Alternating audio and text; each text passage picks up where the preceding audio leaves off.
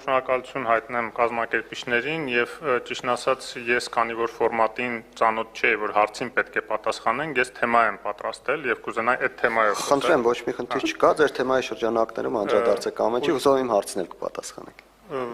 Դժվարանում եմ ասել որովհետեւ այդ հարցում ես շատ եմ խոսել հրապարակային եւ ես կուզենայի այս լսարանում որ ավելի նաեւ փորձագիտական է ակադեմիական է անդրադառնալ մի այնպիսի հարցի, որ երբեք ցավոք սրտի այսպիսի լսարաններում չեմ լսել, որ անդրադարձ լինի, եւ դա վերաբերում է մեր անվտանգային համակարգին, կոնկրետ մեր անվտանգային ծառայությանը, ազգային անվտանգության ծառայության եւ նրա դերակատարությանը այս հիբրիդային պատերազմի եւ հիբրիդային սպառնալիքների դեմ Չնայած որ նաև հեռարձակում է, ես ոչ մի գաղտնի տեղեկություն չունեմ, որ հայտնեմ, բայց բոլոր իմ տեսակետները վերլուծությունը հիմնվելու է բաց աղբյուրներից ստացած տեղեկությունների վրա եւ ես հույս ունեմ, որ վերջապես այս սրբազան կովը ճակերտավոր հանրային վերահսկողության տակ կարողանանք վերցնել, որովհետեւ մի տեսակ անկառավարելի, այսպես փակ մի հաստատություն է մնացել եւ Ճիշտ է, ես վերջերս առաջի անգամ գովեստի խոսք եմ ուղղել, ասելով, որ վերջապես մեր ազգային անվտանգության ծառայությունից պետականության հոտ եմ առել, ազգային շահերին պաշտպանության հոտ եմ առել, բայց ամենայն դեպս դա չի ենթադրում, որ պետք է աչք փակենք նաև այն մեթոդաբանության աշխատավոճի վրա եւ որը գործում է այնտեղ եւ այն կարեւորագույն պոտենցիալը, որ ունի այդ ծառայությունը եւ այսօր նաև Իօգուտ մեր պետականության շատ դեպքերում իհարկե ծառայում է, այնպես չի, որ ես համարում եմ, որ դա մնացել է այն կառույցը, որը միջև հեղափոխություններ ամբողջությամբ, բայց ամեն դեպքում այդտեղ էլ կան թերություններ եւ նկատել եք, չէ, ասենք որևէ բոլոր պետական մարմինները գրեթե ունեն հասարակական խորհուրդներ իրենց կից ձևավորված, բայց այս մի մարմինը չունի։ Կարծես թե հասարակությունը անելիք չունի այդ մարմնի գործունեության մեջ, ես այդպես չեմ կարծում եւ ես ուզում եմ գամ մի քիչ հեռվից Դուք գիտեք, որ Վրաստանում, երբ որ Սաակաշվիլին եկավ իշխանության, ինքը բավականին լավ հարաբերությունների մեջ էր Պուտինի հետ, այնպես չի, որ միանգամից սվիններով են ընդունել Կրեմլից եւ Պուտինը ընդամենը մի պայման է ունեցել, մի խնդրանք է ունեցել իրեն, որ ինքը ձեռք չտա Վրաստանի ազգային անվտանգության ծառայության պետին։ Այսինքն այդ պաշտոնից չազատի։ Գորգաձե, եթե չեմ սխալվում, կամ Գեորգաձե, կարող խառնեմ հիմա։ Եվ հարաբերությունները փչացան շատ կտրուկ, երբ որ ամեն դեպքում Սաակաշվիլին փոխեց, հասկանալով թե ինչքան կարևոր է դա, հա։ Հիմա մեր անվտանգության ծառայությունը այսօր ինչքան էլ կադրային փոփոխությունների անդրադառնում հեղափոխությունը փորձում է մուտք ներխուժել նաև այդ մարմին, բայց այնտեղ մենք ունենք մի ժառանգություն, որը ստացվել է ոչ թե նույնիսկ նախկիններից, ոչ թե նույնիսկ առաջին իշխանությունից, երբ որ հիմնադրվեց այդ ծառայությունը եւ որը շատ եկի ժողովրդավար էր գոնե առաջի փուլում, հա, մինչեւ 95 թիվը այլ նույնիսկ ավելի շուտ KGB-ից եւ կադրային դաշտը եւ գործելավոճը եւ այդ ամեն ինչը երբ որ մենք փորձում ենք հիմա խոսել արտաքին ծառայությունների ազդեցությունից KGB-ի մնացուկներից եւ այլն մենք պետք է հասկանանք որ այդ ժառանգությունից ամբողջությամբ դեռ չի ազատվել նույն ԱԱՑ-ն ինքը եւ այդտեղ արտաքին ազդեցությունների վտանգը մի մարմնում որը պետք է մեզ այդ հիբրիդային սպառնալիքներից պաշտպանող գլխավոր մարմինը լինի հարցականի տակ է իմ համար ամբողջությամբ այդ էֆեկտիվությունը ոչ թե ամբողջությամբ է հարցական տակ, այլ ամբողջական էֆեկտիվությունն է հարցականի տակ եւ ես ուզում եմ այստեղ գալ մի քանի այսպես էլի հերթով ժառանգությունից գալով, հա ժառանգություն շատ եմ շեշտում մենք ես ու Ստեփան Սաֆարյանը ժառանգության անդամ ենք, կուսակցության անդամ եւ այն ժամանակ իդեպ Ստեփան Սաֆարյանը հեղինակել է երբ որ падգամավոր էր լյուստրացիայի մասին օրենքը Եվ դա էլ ուղիղ կապ ունի այս ամեն ինչի հետ, պարզ է չանցավ, բայց տարօրինակաբար նաև վեթինգը տեղի չունեցավ, որը պետք է նաև ոչ միայն դատական համակարգը մաքրել, իդեպ երբ որ այդ վեթինգի մասին խոսակցություն եղավ, վարչապետը խոստում տվեց, որ պետք է վեթինգ անցկացնենք, մենք սկսեցինք ասել, բայց այդ վեթինգը միայն դատական համակարգին խնդրում եմ մի պայմանավորեք, բոլոր համակարգերին է պետք, իդեպ նույնիսկ սկսեց կրկնել նաև անվտանգության այն ժամանակվա ծառայության պետ Վանեցյանը, որ այո, բոլոր համակարգերին է պետք է վեթինգը տարածվի։ Հիմա մենք տեսնում ենք վեթինգը տապալվեց, եւ վեթինգը միայն ապօրինի ունեցվածքի մասին չի, հատկապես դրա մասին չի, որովհետեւ մենք ունենք այդ օրենքը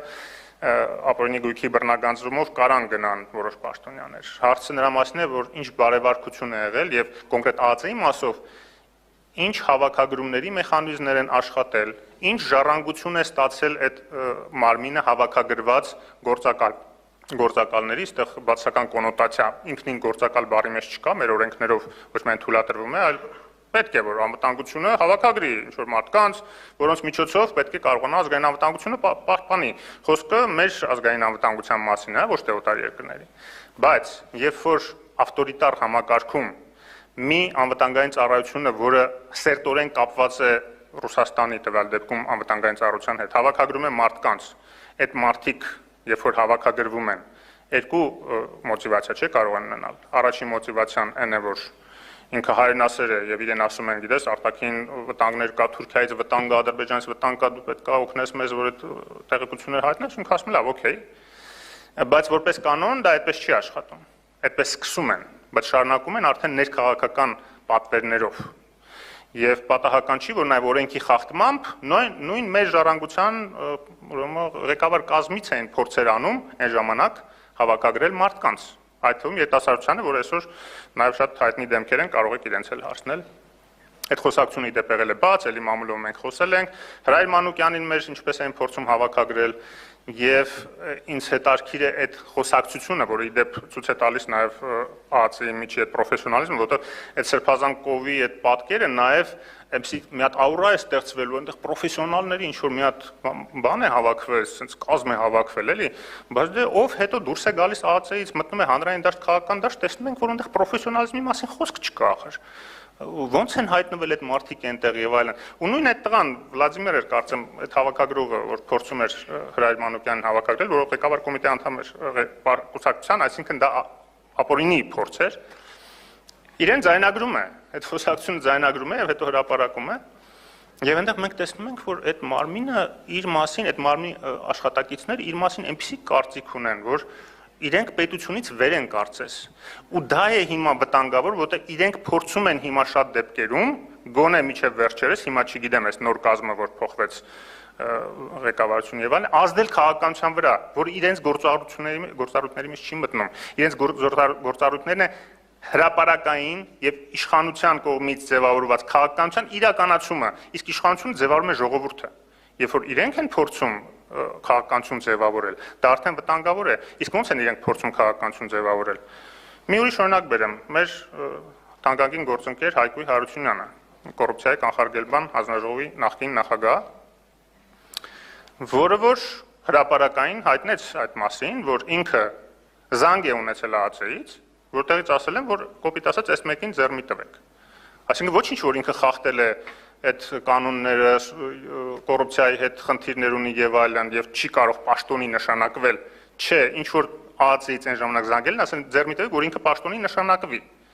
որի վերաբերյալ Հայկույ Հարությունյանն նույնիսկ ասաց դիմել եմ աշխատակազմ վարչապետի, որ հասկանամ, այս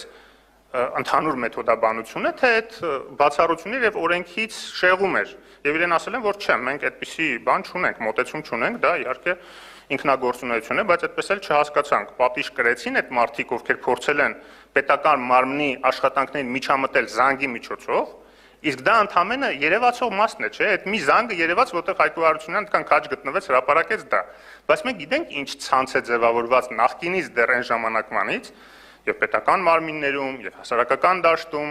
եւ այդտեղ նաեւ կա, գիտեք, մրցակցության խնդիր, որտեղ ցանկացած ժողովրդավարություն էֆեկտիվ է, երբ որ ազատ մրցակցություն է ներսում գործում, բայց եթե կարա միջակությունը գնա լավ պաշտոնի, օրինակ պետական համակարգում, կամ ինչ որ դիրք զբաղեցնի որևէ տեղ, նույն հասարակական դաշտում, promotion-ի շնորհիվ, ռեսուրսների շնորհիվ, եւ ինքը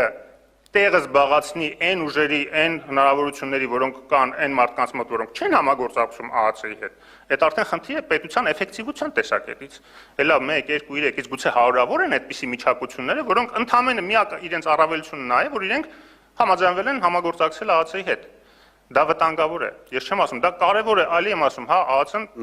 կարող է հավաքագրել, ունենալ եւ այլն, բայց եթե դա դառնում է առաջխաղացման հիմք, պրոտեկցիայի հիմք, նեպոտիզմի հիմք եւ պետական համակարգի ձևավորման հիմք, մենք արդեն հարցեր եմ առաջանում, բա վեթինգը ինչպես տապալվեց, բա օրինակ բանի փաստահավաք հանձնաժողովի գաղափարը, որ այդքան հասարակական դաշտը փորձում էր անցկացնել, վերջը չձևավորվեց, տապալվեց։ Ես էլ էի դրել 10 րոպեն։ Իրականում ուղղակի մի րոպե, հա։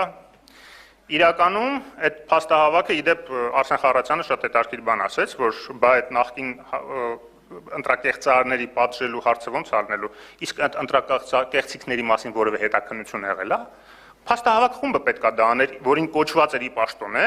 բայց այդ փորձագետները նույնիսկ չիմացան, որ այդպիսի բան է ձևավորվում, որտեղ հայտարարությունը մի հատ ինչ-որ փակ տեղում վարչապետի աշխատակազմի եսին որ էջում ծվարած էր, ոչ ժամկետ կար ոչ էլ, ուղղակի օրինակ եմ, ինչ իմանանք, ինչի էր այդ ամեն ինչը այդպես արվել, գուցե հենց որպիսի հանգարց հասարակությունը կոպիտ ասած քիթը չխոթի այնտեղ, որտեղ որ ձևավորվել են նախկինուց եկած ինվեստիցիաները ԱԱՑ-ի մարդկային ռեսուրսի մեջ եւ վեթինգի միջոցով, այդ փաստահավաքի աշխատանքի միջոցով այդ ինվեստիցիաները կարող են իդերև լինել, որտեղ այդ մարդիկ կարող են պաշտոններից ազատվել կամ հետապնդվեն եւ նոր աշխատանք պետք է բացվեր ԱԱՑ-ի համար, նորմալ ավելի մարդկանց հավաքագրելու, այսպես կոպիտ ասած։ Լավ, այստեղ բան անենք, ուղղակի այն ֆիլմից բանը հիշեցի, ասում է главное правило банкира защищать свои инвестиции, ռուսերեն էր այդ ֆիլմը, հիմա այս դեպքում է, կպել պաշտպանում են իրենց ինվեստիցիաները, որը շատ դեպքերում վտանգավոր